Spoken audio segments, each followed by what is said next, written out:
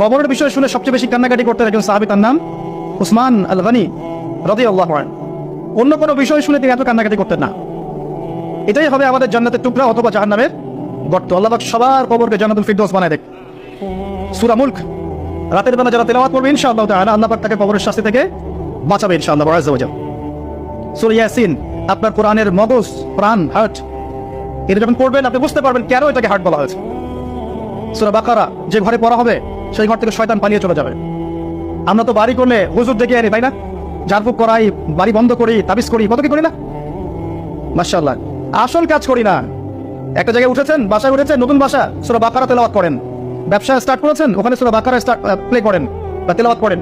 সূরা বাকারা যেখানে তেলাওয়াত হবে বরকত আসবে এবং সেখান থেকে শয়তান পালিয়ে যাবে ইনশাআল্লাহ তাআলা। অনেক ফজিলত আছে। সূরা কাফিরুন, ওই যে বললাম 1999 জন মানুষ জাহান্নামে যাচ্ছে, তাদের আমলনামায় কোন পাপটা কমন ছিল জানেন? তাদের আমলনামায় কোন পাপটা থাকতে পারে বেশি? শিরকের পাপ। কারণ কি জানেন? আমি বলছি, সূরা নিসার মধ্যে আল্লাহ বলেছেন, ইন্নাল্লাহা লা ইয়াগফিরু আন ইউশরাকা বিহি ওয়া ইয়াগফিরু মা দুনা যালিকা লিমান ইয়াশা। আল্লাহ পাক তার সাথে শিরকের গুনাহ মাফ করেন না, এছাড়া যে কোনো পাপ আল্লাহ যাকে ইচ্ছা মাফ করতে পারেন। তার মানে যে মানুষগুলো বেশি বেশি জাহান্নামে যাচ্ছে তাদের আমলনামায় যে পাপটা থাকতে পারে কমন, সেটা হচ্ছে কি?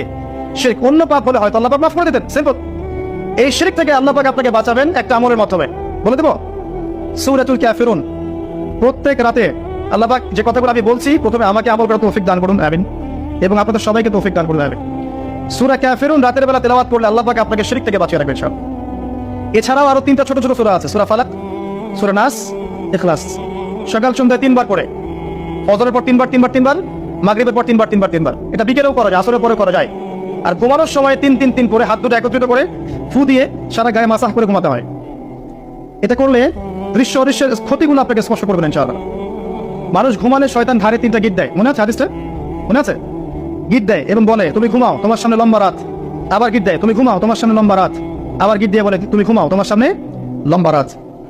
যদি আপনি 3 বার মাসাজ করেন ইনশাআল্লাহ তাহলে দেখবেন সকালে উঠতে আপনার সুবিধা হচ্ছে, এনার্জি পাচ্ছেন, আপনার মধ্যে জড়তা কাজ করবে না।